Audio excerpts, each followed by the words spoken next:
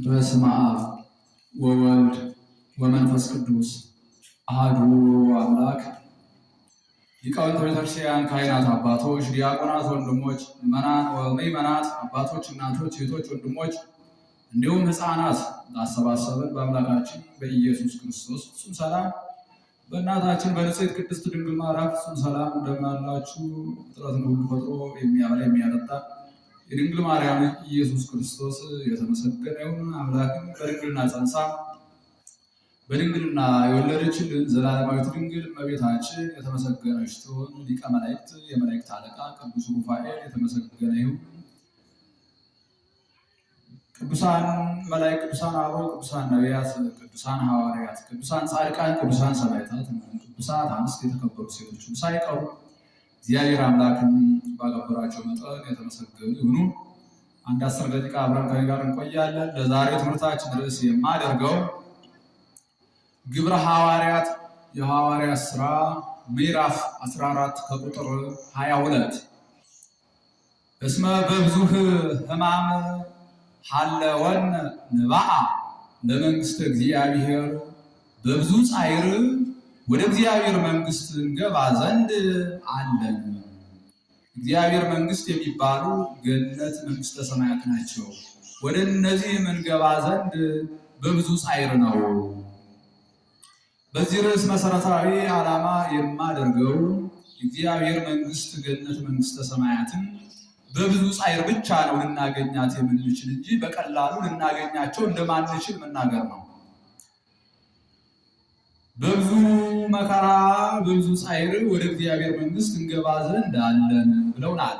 ይህን ቃል የተናገሩ ከቅዱስ እግዚአብሔር ከኢየሱስ ክርስቶስ ስር ቁጭ ብለው የተማሩ ቅዱሳን ሐዋርያት ናቸው እና ቅዱሳን ሐዋርያት የእግዚአብሔርን መንግሥት፣ ገነት፣ መንግሥተ ሰማያትን በብዙ ጻዕር በብዙ መከራ በብዙ ጣውረድ በብዙ ጾም በብዙ ጸሎት በብዙ ስግደት በብዙ ቅድስና በብዙ ደግነት በብዙ መልካምነት ብቻ ልናገኛቸው እንደምንችል ነግረውን ሳለ እኛ ግን የእግዚአብሔርን መንግሥት፣ ገነትን፣ መንግሥተ ሰማያት እንዲሁ በቀላሉ በትንሽ ጽድቅ እናገኛታለን ብለን የምናስተምር ሰዎች ራሳችንንም እያታለልን ነው፣ ሕዝብንም እያታለልን ነው ያለን።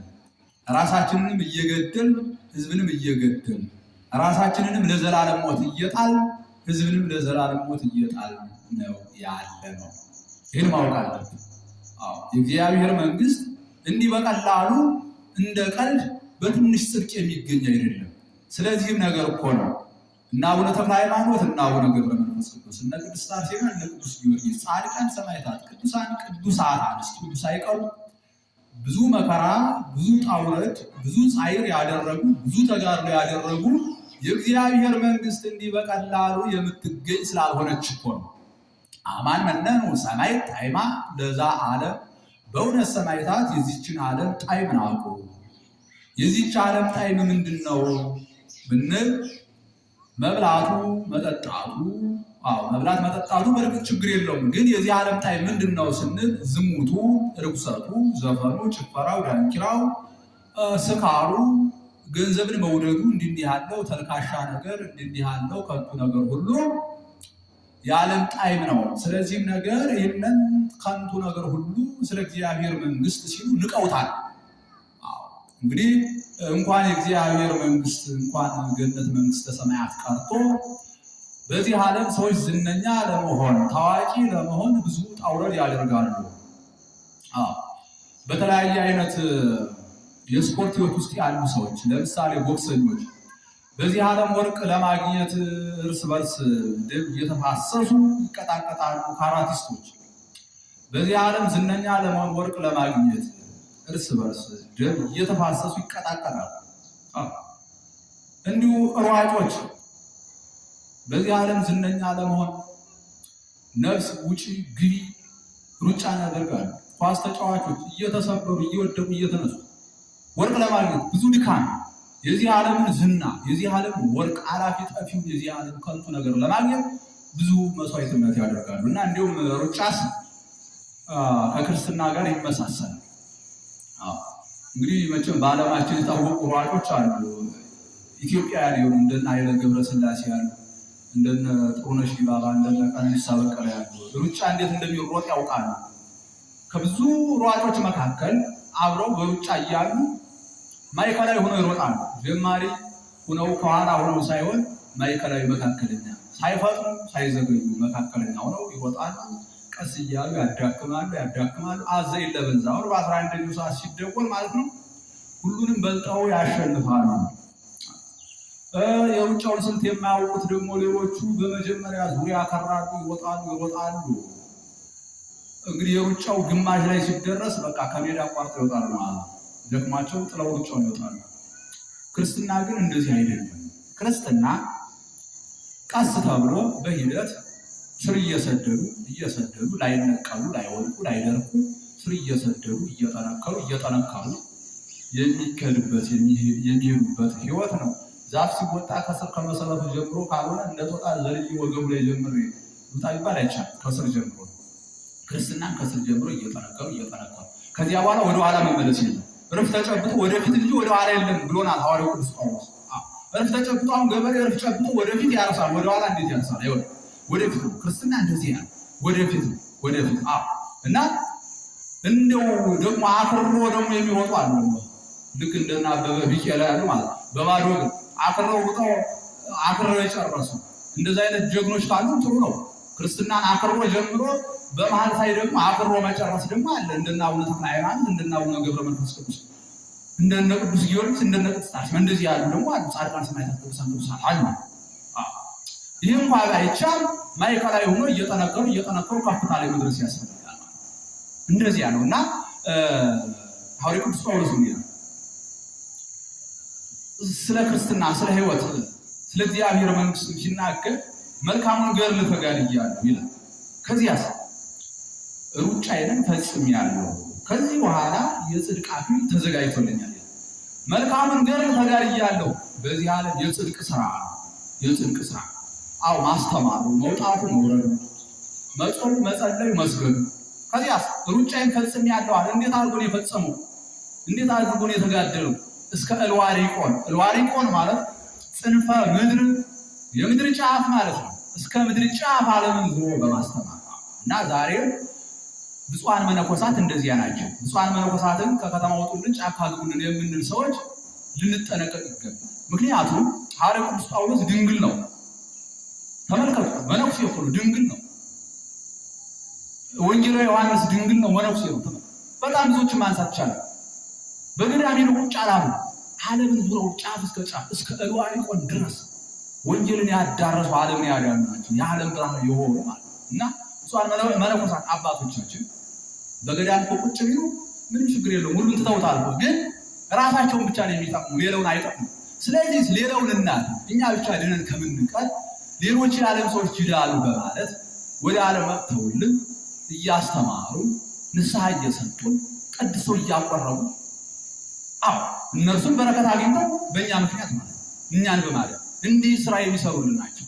አባቶቻችን የምትቃወሙ ሰዎች ተጠንቀቁ። እና ሐዋርያው ቅዱስ ጳውሎስ ነው ሩጫዬን ፈጽሜያለሁ፣ መልካሙን ገድል ተጋድያለሁ። የጽድቁ ስራ፣ የማስተማሩ ስራ፣ ጾሙ፣ ጸሎቱ፣ ስግደቱ ሩጫዬን ፈጽሜያለሁ ይላል። ወደ ኋላ ሳይ እርፍ ተጨብጦ ወደፊት እንጂ ወደ ኋላ የለም እንዳለ ወደ ኋላ ሳይ በመሃል አቋርጦ እንደኛ ሳይወጣ ብዙዎቻችን እኮ አቋርጠን ነው የምንወጣ። ብዙ ጊዜ ክርስትናውን እያቋረጥን እንዝላለን ወደ ኋላ። ጾሙን፣ ጸሎቱን፣ ስግደቱን አቋርጠን የምንተው፣ ማስቀደሱ፣ መቁረቡን አቋርጠን የምንተው ብዙ ነው። ግን ሐዋርያው ቅዱስ ጳውሎስ እየጠነከሩ አሁን ወይን የሚባላል እርሱን ሲጥሉት ምንድን ነው አይቆነጥጥም። ኃይል እየሰጠ እየጠነከረ ይሄዳል። ክርስቲያን እንደዚህ ነው፣ እየጠነከረ እንደዚህ ነው መሆን ያለብን። በመጠንከር ወደፊት ነው መገስገስ የሚገባን እና ሩጫዬን ምን አለ ፈጽሜያለሁ፣ የማስተማሩ የጽድቅ ስራ ሁሉ በጠቅላላ። ከዚያ የጽድቅ አክሊል ተዘጋጅቶልኛል ይላል። የጽድቅ አክሊል ማናት? ገነት፣ መንግስተ ሰማያት።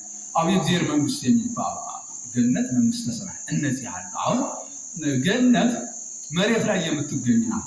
በዚህ ዓለም ያው ኢትዮጵያ መሬት ላይ ያለች ገነት። ሲኦል የሚባል ደግሞ አለ። ከምድር ውስጥ ያለ እሳተ ገሞራ የፍዳ ቦታ ማለት ነው። መንግስተ ሰማያት ደግሞ አለች በሰማይ። ከገነት ቀጥላ የምንወርሳት ገሃነም የሚባል ደግሞ አለ። ከሲኦል የሚበልጥ የመቀጫ ቦታ ከግቡ የማይወጡበት ክፉ ገሃነም የሚባል ደግሞ አለ። በሰማይ ከምጽአት በኋላ በሲኦል ያሉ ተነስተው ገሃነም ይጣላሉ ወደ ዘላለም ኩነኔ። በገነትም ያሉ ከምጽአት በኋላ ምንድን ነው የሚሆኑት? ተነስተው ከደስታ ወደ ከፍተኛው ደስታ ወደ መንግሥተ ሰማያት ይገባሉ። እና ገነት እንደውም ኢትዮጵያ መሬት ላይ ነው ያለች። ለዚህ እኮ ነው ጌታ ምን አደረገ? አዳምና ሔዋን ከገነት ካስወጣ በኋላ የምትገለባበት ሰይፍ ለኪሩብ ለሱራፌል ሰጥቶ ጠብቋል፣ አዳም ሔዋን እንዳይገቡ ማለት ነው። አሁን እነሱ ከገነት ትይዩ አድርጎ ነበር ያስቀመጣቸው። ደብረ ቅዱስ ይባላል። እንደዚህ ትይዩ ማለት ነው። ወይም እንዲና እንደ ቅዱስ ገብርኤል ልበላችሁ ትይዩ ማለት ነው። አሁን እነሱ አዳም ሔዋን ገነት ላይ ያሉ የልጆቻቸው ግን አያዩአትም፣ ተሰውራለች ለሌሎች። በኋላ ግን በኖህ ዘመን የጥፋት ውሃ ከተደረገ በኋላ ለ40 ቀን ለ40 ሌሊት ነው እንግዲህ ዝናብ የወረደ ማለት ነው። በንፍር ውሃ ነበር ያጠፋቸው በዚያ ዘመን የነበሩ ክፎችም። ከዚያ በኋላ ኖህን ከነ ቤተሰቡ 8 ሆነዋል። እነርሱና ከእንስሳትም የሚተርፉትን እግዚአብሔር እንዳዘዘው ሆኖ በመርከብ ተርፈዋል። ከዚያ በኋላ ውሃው ከጎደለ በኋላ የኖህ መርከብ ያረፈችው እዚህ ኦሮሚያ ክልል ውስጥ ኢትዮጵያ ውስጥ ማለት ነው። የት አራራት የሚባል ተራራ የአቡነ ገብረ መንፈስ ቅዱስ ገዳም ያለበት ዝቋላ አቦ ያለበት አለ። እዚህ አካባቢ አራራት የሚባል ተራራ እዚያ ላይ ያረፈችው እና ገነት ኢትዮጵያ መሬት መሆኗን ስለሚያውቁ እነዚህ ፈረንጆች ኢትዮጵያ ውስጥ ለመኖር ብዙ ጥረት ያደርጋሉ። የሕይወት ዛፍ ያለች በገነት ነው። እቺን የሕይወት ዛፍ ሰዎች በሆነ አጋጣሚ አግኝተው ፍሬዋን ቢበሉ 1000 ዓመት ኑረው ታድሰው መንግሥተ ሰማያት ነበር የሚገቡ። ግን አይሆንም እና እርሷ እናገኛለን ብለው ያስባል። ከዚህ የተነሳ ኢትዮጵያ እንዲሁ እንደ ውሻ ወዲያ ወዲህ ይላሉ፣ መቼም ይዞራሉ ማለት ነው። ውሻና ሰይጣን ምልልስ ይወዳል። እንደዚህ ያለው በቃ ወዲያ ወዲህ ይመላለሳሉ። ኢትዮጵያ ለመኖር ብዙ ነገር ያደርጋሉ እና ኢትዮጵያ መሬት ላይ ነው ያለች ገነት። ለጊዜው እስከ ምጽአት ቅዱሳን የሚቆዩበት ቦታ፣ የረፍት ቦታ። ከዚያ ደግሞ ከምጽአት በኋላ መንግሥተ ሰማያት የምትባል የሰማያት ሁሉ መንግሥት አለች ለእኛ የተዘጋጀች። እኛ ብቻ ማንገባባት ቅዱሳን መላእክቱ አብረው። ሌሎቹ 7 ሰማያት አሉ፣ 6ቱ ያልፋሉ። እቺ ግን አታልፍም። መንግሥተ ሰማያት ማለት አታልፍም እሷ እና እችን የእግዚአብሔር መንግሥት ለማግኘት ብዙ ጥረት ይደረጋል፣ ብዙ ጣውረድ ይደረጋል። ስለዚህ ምን አለ ሐዋርያው ቅዱስ ጳውሎስ? መልካሙን ገድል ተጋድያለሁ፣ ሩጫዬንም ፈጽሜያለሁ፣ ከዚህ በኋላ የጽድቅ አክሊል ተዘጋጅቶልኛል በማለት ተናገረ። ስለዚህ የእግዚአብሔርን መንግሥት ገነት መንግሥተ ሰማያትን በቀላሉ የምናገኛት እንዳይመስላችሁ። ስለማናገኛትም ቅዱሳን አሳይተውናል። ብዙ ተጋድሎ አድርገው ስለ እግዚአብሔር መንግሥት ብለው በእሳት እንደ ሻማ ቀልጠው ስለ እግዚአብሔር መንግሥት ብለው በእሳት እንደ ሰም ፈሰው ያገኟል። በሰይፍ ታርደው በመንኮራኩር ተፈጭተው ብዙ መከራ ቁልቁል ተዘልቀው ተሰቅለው ተቸንክረው እንደነ ቅዱስ ጴጥሮስ ብዙ መከራ ተቀብለው ዝም ብላ አትገኝ። የእግዚአብሔር መንግሥት ትልቅ ሀገር ስለሆነች ስለዚህ እሷን በቀላሉ የምናገኛት እንዳይመስለን፣ ራሳችን እንዳናታልል የበዛ ስራ የበዛ ጽድቅ መስራት ያስፈልጋል። ንስሐ መግባት ያስፈልጋል። ንስሐ ሳንገባ ብናበላ ብናጠጣ ብንመጸውት በቅዱሳን ስም ብዙ ነገር ብንል ንስሐ ካልገባን መዳን የለም። በመጀመሪያ ንስሐ ከገባን በኋላ ግን በጻድቃን በሰማዕታት በቅዱሳን ስም ብንዘክር በእመቤታችን ስም ብንዘክር መዳን ይቻላል። ለምን? ንስሐ ገብተን ከዚያ በኋላ በቅዱሳን ስም ዘክረን ከዳን እኮ ነፃ መግባት እኮ ነው። ነፃ ማግኘት እኮ ነው። በጸጋ መዳን እኮ ነው፣ በቀላሉ ማለት ነው። ለምን? ሌሎቹ ምን አይነት ተጋድሎ እንዳደረጉ ነግሬያቸዋለሁ ስለ እግዚአብሔር መንግሥት። ስለዚህ ንስሐ ከገባን በኋላ በእመቤታችን ስም ዘክሮ ለጻድቃን በሰማዕታት በቅዱሳን ስም ዘክሮ መዳን እኮ ነፃ መግባት እኮ ነው።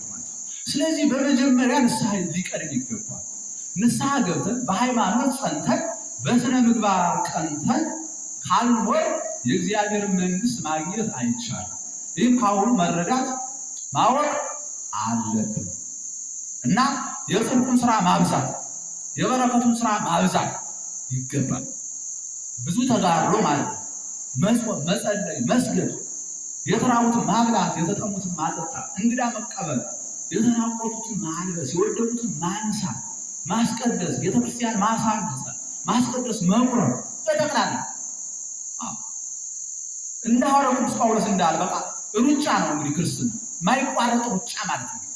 ለሰማያዊ መንግሥት ነው የሚደረገው ሩጫ። ተመልከቱ። ስለዚህ ያለ እረፍት መሆን አለበት። እኛ ግን አሁን በቀን ውስጥ እንዲሁ ለ5 ደቂቃ እግዚአብሔርን አስታውሰን እናውቃለን? በፍጹም። ለአምስት ደቂቃ እንደው ደግ ስራን አስበን እናውቃለን? የለም። 24 ሰዓት ስጋችን ማድለቅ ነው፣ ለስጋችን መሮጥ ነው። የእግዚአብሔር መንግስት አናስብም በፍጹም። በቀን ውስጥ እኔ 5 ደቂቃ እኔ በራሴ የእግዚአብሔር መንግስትን አስቤም አላውቅም፣ እግዚአብሔርን አስቤው አላውቅም። መልካም ስራን እኔ ለደቂቃ ሰርቼ አላውቅም በቀን ውስጥ ማለት ዘመኔን ሙሉ ራሱ በራሴ በኩል ማለት እናንተ ልትሆኑ ትችላላችሁ። ግን ቀኑን በሙሉ እግዚአብሔርን በመፍራት ኑር፣ ቀኑን በሙሉ እግዚአብሔርን በመፍራት ኑር ነው የተባለው። ያለ እረፍት ነው ድንቅ ስራ መሰራት ያለበት። ጥቃቅንና ኃጢአት እንዲሁ ዝም ብለን እንዲሁ እንደ ቀላል እንዳናየው። ጥቃቅኑ ኃጢአትም ትንንሹ ኃጢአትም ታላላቁ ኃጢአትም ያስፈርድብን። አሁን ሽንኩርት አንድ ራስ ለምሳሌ ብትበሉ ከአንዱ ራስ ደግሞ ፈርክታችሁ ከፍላችሁ እንዲሁ አንዷን ፍሬስ ብትበሉ ሽታው አንድ አይነት ነው፣ ጣዕም ነው አንድ አይነት ነው። ኃጢአትም እንደዚህ ነው። ትንሹም ትልቁን ኃጢአት ነው። ምክንያቱም ትንሹ ኃጢአት ወደ ትልቁ ኃጢአት ታደርሰናለች። ለምሳሌ አንድ ትልቅ ቤት ውስጥ ያለ ሰው እንግዲህ ቤቱ ትልቅ ነው፣ በራፏ ደግሞ በሩ ትንሽ ናት። ስለዚህ ቤቱ ትልቅ ነው። አሁን በሩ እኮ ትንሽ ነው፣ ቤት ትልቅ ነው። ስለዚህ በዚያች በትንሿ በር ገብቶ ሌባ ብዙ ስራ ሊሰራ ይችላል። ትልቅ ቤት አለ፣ በሯ ደግሞ ትንሽ ናት። ከፍቶ ከረሳት ረስቶት ከተኛ በዚያች ትንሽ በር ገብቶ ትልቁን ቤት ዘርፎት በርብሮት ባዶ አድርጎት ይሄዳል ሌባ ማለት ነው። እና እኛ ትንሽ ኃጢአት ብንሰራ በዚያች ክፍተት አጋንንት ገብተው ሙሉ በሙሉ እኛን ገርኝተው ወስደው ታላላቁን ኃጢአት ያሰሩናል። ስለዚህ ችግር ይመጣል ማለት ትንንሹ ኃጢአቱን ታስፈርድብናል። እኛው ሐሜት ቀላል ይመስላል፣ ከባድ ሰንበትን መሻራውን ለኛ በጣም ቀላል ይመስላል። ግን ከሰንበት በላይ ሽረት የለም። ከሰንበት በላይ ሽረት፣ ከዚህ በላይ ክፉ ኃጢአት፣ ከዚህ በላይ የከፋ ኃጢአት የለም። ሰንበትን ከመሻር ማለት በሰንበት ቀን ቡና የምትቀጠቅጡ ወዮልሽ፣ በሰንበት ቀን ውሃ የምትቀዩ ወዮልሽ፣ በሰንበት ቀን መንገድ የምትሄዱ ወዮልሽ፣ በሰንበት ቀን እርሻ የምታስገበሬ ወዮልሽ። ሰንበት ታዲም ሁሉ ዕለት፣ ሰንበት ከሁሉም ዕለት ትበልጣለች። እቺ ማናት? ቅዳሜና እሑድ ማለት። በቅዳሜና በእሑድ እነዚህ ዕለታት በሰማይ ሁሉ የሚከበሩ ናቸው። በጣም ታላላቅ የሚባሉ ሰንበት ሁለቱን ጠቅላላ አድርገን ሰንበት ነው የሚሉት። ከሁሉም ሰንበት ታዲም ሁሉ ዕለት፣ ሰንበት ከሁሉም ዕለት ትበልጣለች። እኒህ ሁለት ዕለታት ከባድ ናቸው። በምድርም በሰማያትም የተከበሩ በሲኦል ያሉ ነፍሳት እንኳን የሚያርፉባቸው ቀናት ናቸው ቅዳሜና እሑድ። በሲኦል ያሉ ነፍሳት ራእየ ማርያም ብትመለከቱ ጌታ እመቤታችንን በዚህ ዓለም ላይ ነጥቆ ወሰዳት። በዚህ ዓለም እያለች ከዚያ በገነት ያለውን አስጎበኛት፣ በሲኦል ያለውን አስጎበኛት፣ በገሃነም ያለውን አስጎበኛት፣ መንግስተ ሰማያትንም አስጎበኛት፣ ገሃነምንም አስጎበኛት፣ ገነትንም አስጎበኛት፣ ሲኦልንም አስጎበኛት። ታዲያ እመቤታችን በሲኦል ያሉትን አይታ ሐዘነች። ገሃነም ገና በኋላ የሚገባበት በሲኦል ያሉትን አይታ አለቀሰች፣ አምርራ አለቀሰች። ልጅ ሆይ እስከ መቼ ድረስ ነው ማይማሩት? መቼ ነው የምትምራቸው ብላ ጠየቀች። ጌታ ግን ምን አለ? እናቴ ሆይ በምድር መልካም ስራ ያልሰሩ አይድኑም፣ በምድር መልካም ስራ ያልሰሩ አይድኑም፣ በምድር ንስሐ ያልገቡ አይድኑም በማለት ነው። ተመልከቱ። ታዲያ በዚያ ውስጥ በሲኦል ውስጥ ያሉ ነፍሳት 40-11 ሰዓት ይወጣሉ ከሲኦል ማለት 40-11 ሰዓት ይወጡና ቅዳሜን ያርፋሉ፣ እሑድን ያርፋሉ። ከዚያ በኋላ እሑድ መንፈቀ ሌሊት አልፎ ሰኞ ሊገባ ሲል ወደ ሲኦል ይገባሉ ማለት ተመልሰው። በእነዚያ ሁለት ቀናት ግን እረፍት የሚያደርጉ ለምንድን ነው? ሰንበት ከሁሉም በላይ የከበረች ቀን በመሆኗ፣ ቅዳሜና እሑድ የከበሩ ዕለታት በመሆናቸው ያን እረፍት የሚደረግ እስከ ምጽአት ነው እንጂ ከምጽአት በኋላ ገሃነም ከገቡ መውጣት የለም። በሲኦል ያሉ ለሁለት ቀን ሲያርፉ በገነት ሂደው የሚበሉ የሚጠጡ እንዳይመስሏቸው። ቅዱሳን ሲበሉ ሲጠጡ ያያሉ። አሁን እኛ ነፍስ አይበላም ልንል እንችላለን፣ ነፍስ ግን ይበላል። እናንተ አሁን በህልማችሁ እንደው ጥሩ ምግብ ስትበሉ አድራችሁ አታውቁ? ለምንድን ነው? ስጋ ተኝቶ ያንኮራፋል፣ ነፍስ ግን ስለማይተኛ ነፍሳችን አይተኛ። አሁን እኒያን ከሲኦል ወጥተው በገነት ያሉትን ቅዱሳን የሚመገቡትን ሊመገቡ ወዲያ ወዲህ ይላሉ። ከገነት ፍሬዎች ሁሉ ሊመገቡ እጃቸውን ይዘረጋሉ። ነገር ግን ፍሬው እየሸሻቸው ይሄዳል። በእጃቸው ሊነኩት ሊዳስሱት አይችሉም። ይሳሳሉ፣ መብላት አይችሉም። ከገነት ውሃ ሊጠጡ ይሞክራሉ፣ ነገር ግን አይጠጡትም፣ አያገኙትም። ይሳሳሉ። ለምን በዚህ ዓለም ሲኖሩ እድሜያቸውን በሙሉ ብቻቸውን እየበሉ ነው የኖሩ። ብቻቸውን እየጠጡ ቤታቸውን ዘግተው የተራቡትን አያበሉ የተጠሙትን አያጠጡ። ስለዚህ እጃቸውን ያገኛሉ ማለት ነው። የሥራቸውን አግኝተው በመከራ ይኖራሉ። ስለዚህ ያችን በሲኦል ያለችው እስከ ምጽአት ነው። እንዲህ ቅዳሜና እሑድ ማረፍ ካለማ ምን አለ እንደው ችግር አለው ኃጢአት ስራ አይባልም። ያችን እስከ ምጽአት ናት እንጂ መዳን የለም። ያምኖ ለረፍት ቢወጡ አይበሉ አይጠጡ ብያቸው። ስለዚህ ሲኦል ከገቡ መውጣት የሌለበት ነው።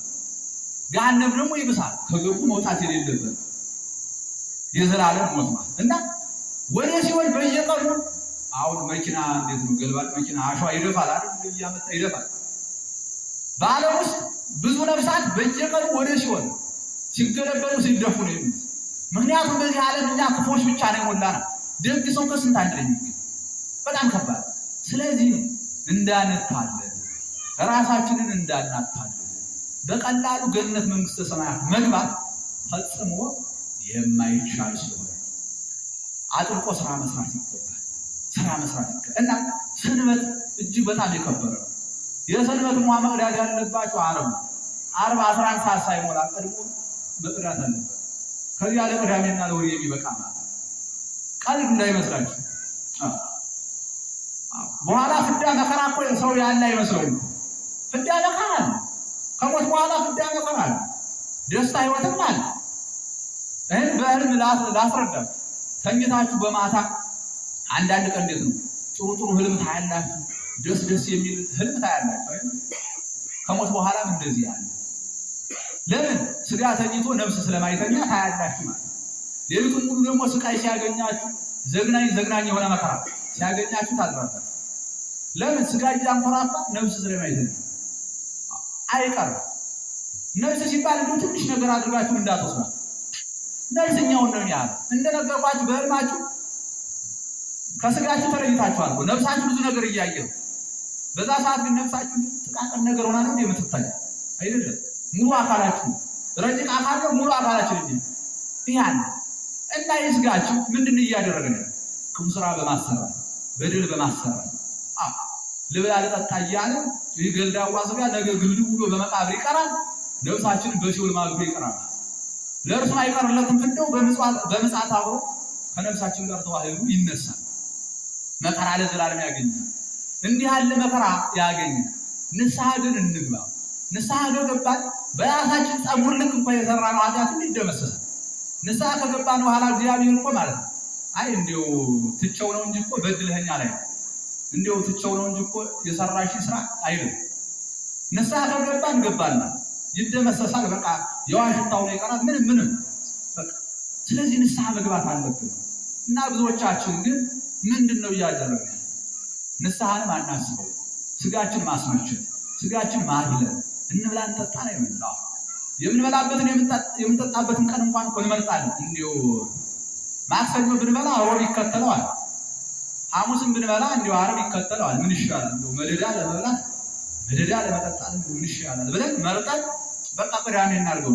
ቅዳሜ ጀምረን ቅዳሜ፣ እሑድ፣ ሰኞ፣ ማክሰኞ መደዳ ለመብላት ለመጠጣት እንደዚህ ይከባድ ነው። የሰማዩን ማሰብ አለብን። ሞት ሳይቀድመን ማለት ብርንዶ ለጥብስ ጥብሱ ለድቁስ እንዲሆን ክፉ ሰዎች ለሲኦል ለገሃነም ናቸው። ወለኃጥአን እሰ ዕለተ ደይን ትጸንዖሙ ለተጽይሮ ክፉ ሰዎችን የፍዳ ቀን ያገኛቸዋል፣ የጭንቅ ቀን ያገኛቸዋል። የዘላለም እሳት ሲኦል፣ የዘላለም እሳት ገሃነም ያገኛቸዋል ተብሏል። ስለዚህ ሞት ሳይቀድመን ንስሐ እንግባ። በኋላ ወይኔ እንዳንል እኛ በዚህ ዓለም የምንኖራት ትንሽ ዕድሜ ነው። ትንሽ ዕድሜ ማለት ነው። ግን ሞት አይቀርም። ከአሁኑ ንስሐ መግባት፣ ከአሁኑ የጽድቅ ስራን መስራት እንጂ ሞት መጥቶ ካፈነን በኋላ ወደኋላ ንስሐ ይገባ የለም በፍጹም። አሁን እኛ ከማንም በላይ እድለኞች ነን፣ በዚህ ዓለም ያለን ሰዎች ማለት ነው። አሁን ቁመን በሕይወት የምንሄድ ሰዎች እንዴት አይነት እድለኛ ነው መሰላችሁ? ምክንያቱም ለንስሐው እድል አለ፣ ለመቁረቡ እድል አለ። በሲኦል ያሉት እኮ ምንድን ነው የሚሉ ምን አለ በምድር ለአንዲት ሰዓት እድል በተሰጠ ለደቂቃዎች እድል በተሰጠ ምን አለ እንደው ጽድቅን አብዝተን በሰራ ንስሐ በገባን በቆረብን እንደው ምን አለ መልሶ ወደ ምድር ቢወስደን እንደው ስጋችን እንኳን እየቆረጥን ለተራቡ ባለን ስጋችን እየቆረጥን እንደው ለተራቡ ባለን እንደው ነው በዚያው ነው ወየው ይላሉ። ግን ምንም ዋጋ የለውም። ከንቱ ቁጭት ነው፣ ከንቱ ለቅሶ ነው። ሲኦል ከገቡ መውጣት የለም። ከሲኦል በኋላ የሚቀበል ገሃነም ስለሆነ ማለት የዘላለም ነው። ክርስቶስ እንደገና ዳግም ወደ ሲኦል ገብቶ ነፍሳትን ነፃ ያወጣል፣ አንድ ጊዜ ስላደረገው ማለት። ስለዚህ እናስተውል፣ የተዋሕዶ ልጆች፣ የዓለም ሰዎች ሆይ እናስተውል። ሞት አይቀርም። የሰማዩን ነገር እናስታውስ። ጽድቅ እንስራ፣ እናብዛ፣ ንስሐ እንግባ። በዋናነት ንስሐ እንግባ። ንስሐ እንግባ። ሲኦል ስንገባ እኮ ቅዱሳን ጻድቃን ሰማዕታት ያዝናሉ፣ ቅዱሳን መላእክት ያዝናሉ። አየ ሰው ልጅ ብለው አየ ሰው ብለው ያዝናሉ። ምን አለ ንስሐቸውን አራክፈው ቢመጡ ይላል። ምን አለ ይላል። ምን አለ ንስሐ ገብተው በመጡ ይላል። ይቆጫል። ስለዚህ ንስሐ እንግባ። ለንስሐ ዛሬ ነገር እንዳለ ሞት እንዳይቀድም። ስለዚህ ንስሐ ገብተን ምን ማድረግ አለብን ማለት ነው? እየቆረበ መልካም ስራዎችን እየሰራ እያጣደፍ ዕለት ዕለት የበዛ ስራ መስራት ይገባል። እንደነገርኳችሁ ገነት መንግስተ ሰማያት የእግዚአብሔር መንግስት በቀላል ስለማትገኝ በቀላል ስለማትወረስ ያለ እረፍት ለጽድቅ መሮጥ ያስፈልጋል። ለበረከት ስራ ያለ እረፍት መሮጥ ይገባል። የምድር ሁሉ ጠፊ አላፊ ስለሆነ የማያልፈውን ግን የጽድቅ ህይወት ለማግኘት የዘላለም ህይወት ለማግኘት ግን አሁን ንስሐ ገብተን የክርስቶስ ስጋና ደም እየተቀበልን ዕለት ዕለት ጽድቅን በማብዛት የበረከት ስራን በማብዛት በሰማይ ቤት መስራት ይገባል። ለዘላለም ህይወት ካሁኑ ብዙ ስራ ማከማቸት ይገባል። እንዴት እንደምትገባ ነግሬያቸዋለሁ። ጻድቃን ሰማዕታት ቅዱሳን የከፈሉት ዋጋ ሰማዕትነት አስቡ። ከዚህ አንጻር ስናየው ምን ያህል ከባድ ነው። ስለዚህ እስከኛ የሚጠበቀው የበረከት ስራ ያለ እረፍት መስራት ይገባል። እንዲሁ በትንሽ ገነት መንግስተ ሰማያት ትገባለች የሚሉ ሰዎችን አትስሙ፣ በፍጹም እንዳትዘናጉ። ይህ ማሰብ አለብን። ሲኦል ስንገባ እኮ በእግዚአብሔር ፊት እኮ አያደርስንም። ወደ እግዚአብሔር እኮ ስንሄድ እግዚአብሔር አናየውም። ማንም ከእግዚአብሔር ፊት የሚያደርሰን የለም። መልአከ ሞት ታች በታች ጨለማ ለጨለማ ሆኖ ሲኦል ነው የሚከተል። ከዚህ በኋላ ለእኛ የሚቆምልን የለም። አሁን ግን ንስሐ ገብተን በጻድቃን በሰማዕታት በቅዱሳን ስም እየዘከርን በእመቤታችን ስም እየዘከርን የተራቡትን እያበላን የተጠሙትን እያጠጣን እንግዳ እየተቀበልን የታመሙትን እየጠየቅን ከሰው ጋር በፍቅር እየኖርን እያስቀደስን እየቆረጥን እንዲያል ከኖርን ብቻ የእግዚአብሔር መንግስት ገንዘብ እናደርጋለን። ሰዓት የለን።